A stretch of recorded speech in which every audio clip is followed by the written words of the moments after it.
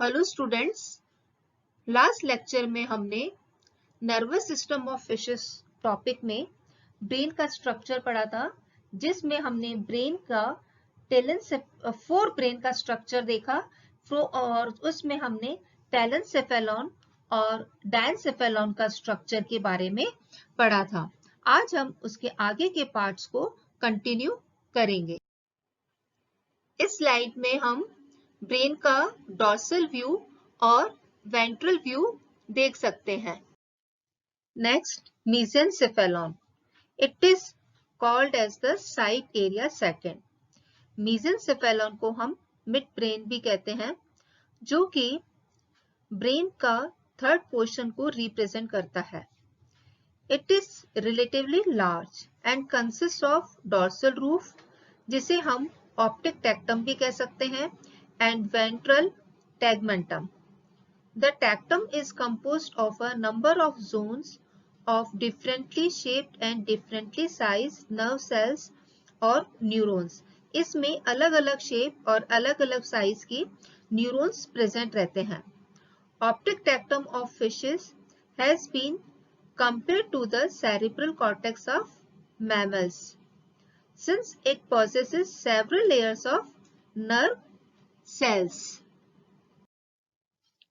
Optic tectum is regarded as an eye body coordinating center in fishes. The tectum protrudes dorsally into a pair of hollow structure, the optic lobes, जिसे हम optic lobes कहते हैं. The cavity of the latter is called optocele, which very often joins in the middle, forming the mesocele. Next, rhombencephalon. इसको hindbrain भी कहा जाता है, जो कि फोर्थ और फिफ्थ डिवीजन होता है ब्रेन का, और इनको हम मेटेनसेफेलॉन और माइलेनसेफेलॉन कहते हैं। नेक्स्ट, मेटेनसेफेलॉन। इस मेटेनसेफेलॉन में सेरिबेलम होता है, जो कि ब्रेन के फोर्थ वेसिकल से जो आउटग्रोथ निकलती है, जिसे मेडुला कहते हैं, उससे ये सेरिबेलम डेवलप होता है। एडल्ट फिशेस में जो सेरिबेलम होता है, उसमें सेंट्रल लार्ज कॉर्पस और एक पेयर लेटरल ऑरिकुलर लोब्स के प्रेजेंट होते हैं। Each auricle, also called restiform body, contains a cavity, the auricular recess, which continues with the fourth ventricle. The central gray matter in cerebellum tends to become external, and the superficial white matter in turn become internal.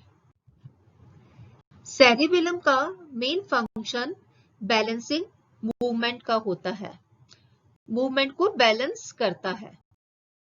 Next is myelencephalon. Myelencephalon brain का fifth division होता है, जिसका main part medulla oblongata होता है।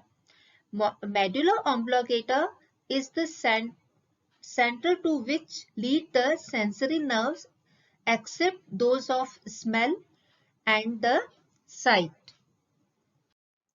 Medulla oblongata, इसका main character होता है कि इसमें मुलर सेल्स प्रेजेंस होती हैं और जाइंट सेल्स प्रेजेंट होती हैं, और ये जो जाइंट सेल्स होते हैं, इनके लेटरल डेंड्राइट्स होते हैं। ये लेटरल डेंड्राइट्स क्रेनियल नर्व्स की फिफ्थ, सेवेंथ, नाइन्थ और 10th जो क्रेनियल नर्व्स होती हैं, उनके साथ ये कनेक्टेड होती हैं, and also they are connected to the cerebellum and the optic tectum. Their axons pass through the spinal cord to the muscles of the tail and are best developed among the good swimmers, such as example salmon. Next is spinal cord.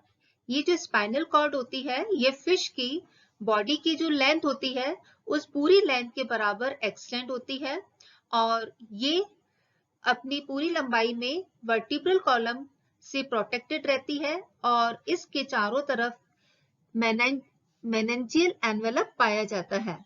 इसका जो cyclostomes fishes होती हैं उनमें spinal cord का shape flattened होता है और जो जॉट फिशेस होती हैं उनमें स्पाइनल कॉर्ड का शेप सिलेंड्रिकल या क्वाड्रिलेटरल होता है। और इस स्पाइनल कॉर्ड पर डॉर्सल फिशर जो होते हैं, a dorsal fissure is prominent while the ventral fissure is entirely lacking in teleost। जो स्पाइनल कॉर्ड होती है उसके सेंटर में सेंट्रल कैनाल प्रेजेंट होती है जो कि थिन होती है और एपेंडाइमल लेयर से लाइन रहती है। It is surrounded by the grey matter assuming a characteristic cruciform in section with its paired dorsal and ventral horns. The dorsal half of grey matter comprises of axon ending of somatic and visceral sensory fibers forming synaptic connections with other neurons. इसके ventral part में somato और विस्रोमोटर fibres के nuclei present होते हैं। In between these two parts lies the terminal ends of viscerosensory fibers। और जो grey matter होता है उसके चारों तरफ व्हाइट मैटर प्रेजेंट होता है जिसमें कि न्यूरॉन्स के एक्सोनिक पार्ट्स प्रेजेंट होते हैं। इस तरह से स्टूडेंट्स आज हमने ब्रेन का मीसेंसेफेलॉन, रोम्बेनसेफेलॉन का पार्ट देखा और साथ में हमने स्पाइनल कॉर्ड के स्ट्रक्चर के बारे में पढ़ा। Thanks class.